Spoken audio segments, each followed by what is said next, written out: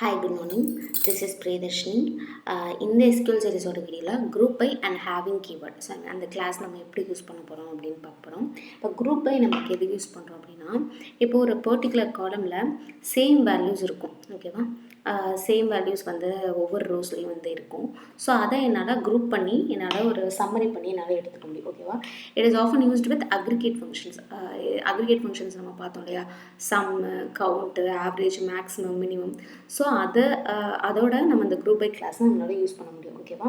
இப்போ நான் என்ன பண்ண போகிறேன்னா, ஒவ்வொரு டிபார்ட்மெண்ட்டில் இருக்கிற எம்ப்ளாயீஸையும் நான் என்ன பண்ண போகிறேன்னா கவுண்ட் பண்ண போகிறேன்.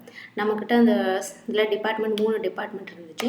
ஸோ அந்த ஒவ்வொரு டிபார்ட்மெண்ட்லேயும் எம்ப்ளாயீஸ் எத்தனை பேர் இருக்காங்க அப்படின்னு சொல்லி கவுண்ட் பண்ணுறதுக்கு நம்ம என்ன பண்ண போகிறோம்னா, செலக்ட் டிபார்ட்மெண்ட், நெக்ஸ்ட்டு கவுண்ட்டுங்கிற அக்ரிகேட் ஃபங்க்ஷன் யூஸ் பண்ண போகிறேன். Star as total employees.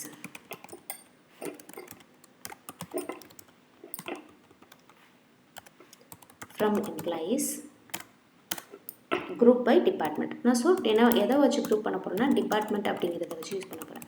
So because நான் எனக்கு டிபார்ட்மெண்ட் வந்து சேம் டிபார்ட்மெண்ட் நிறைய பேருக்கு இருக்கும்ல, ஸோ அதனால். ஸோ ஹெச்ஆரில் 2 பேர் இருக்காங்க, ஐடியில் 2 பேர் இருக்காங்க, டெவலப்மெண்ட்டில் ஒருத்தவங்க இருக்காங்க. ஸோ இதுதான் வந்து குரூப் பைக்கான ஒரு இது.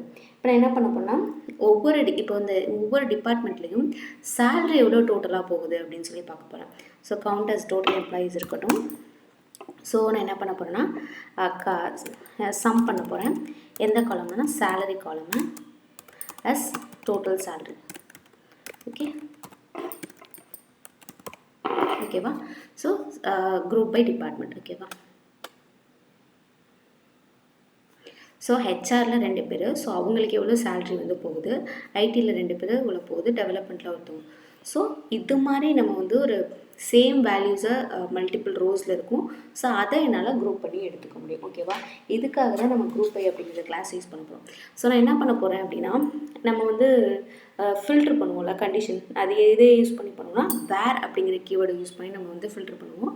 பட் இந்த குரூப் பை அப்படிங்கிற ஒரு கிளாஸை யூஸ் பண்ணும்போது நம்ம எதை வச்சு ஃபில்ட்ரு பண்ணோம்னா, ஹேவிங் அப்படிங்கிறத வச்சு பண்ணுவோம்.